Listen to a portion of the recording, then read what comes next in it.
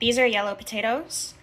I eyeball the amount that I need by filling up peeled, cubed potatoes in the pot that I'm using. The amounts kind of vary, especially based on the size of the potato, right? There's about 7 or 8 potatoes that get used, or about half of a 10-pound bag.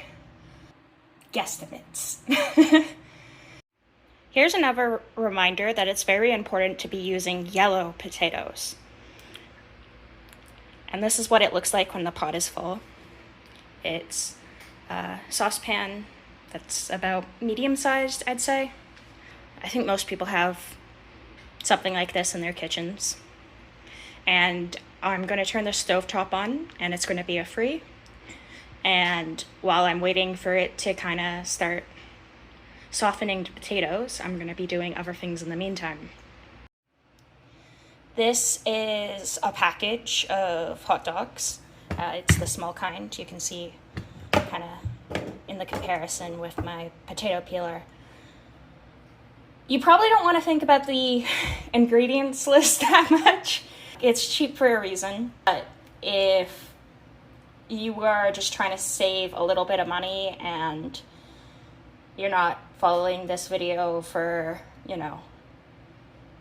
because money is super tight and every dollar counts, then you might want to get a fancier type of hot dog. So now I have another pot with a bunch of water. Can't really see it because it kind of blends in to the background, but I'm waiting for this water to boil, and once that happens, I'm going to be adding the hot dogs to it. So I followed the package instructions and I boiled the hot dogs for as long as they were supposed to be boiled. So the next step is straining them, and I'm also going to be straining my potatoes. The next step is to cut the hot dogs into little pieces like this. So I'm just gonna do all that. So I have the strained potatoes, I have the cut up hot dogs. The last step is the beans. Now, this varies a bit depending on how many potatoes you have. Usually I find it's about 3 cans. Sometimes if I'm a bit low on the potatoes, I can get away with 2, but usually at least 3 or 4. So just kind of eyeball it, and I'll show you what I mean in a second. So it turns out today is actually a 2-can kind of day. So that's what I did. I dumped 2 cans in there. I added just a little bit of water to get like the last quarter of the beans out of the can because they were really stuck. But generally speaking, you do not really want to add much water, if any, because the intention is to sort of have that thick, almost stew-like consistency. Unless that's not your thing and you do want something that's a bit more watery. Then you just dump everything else in. And then you just dump everything else in. Usually I use a little bit of a bigger pot. Not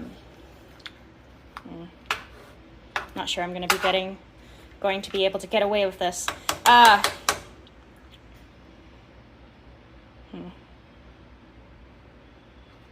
The general idea, though, is stir it around a bit until it's nice and mixed up, and then heat it up a little bit if you want to eat some of it right away. But if you're just using it for meal prep and stuff, you can directly transfer into a container. So I think that's what I'm gonna do, because I don't want to do more dishes tonight. But I'll show you what the final result looks like. And this is the final result. I did end up actually using that extra can of beans once I had the space in my takeout containers.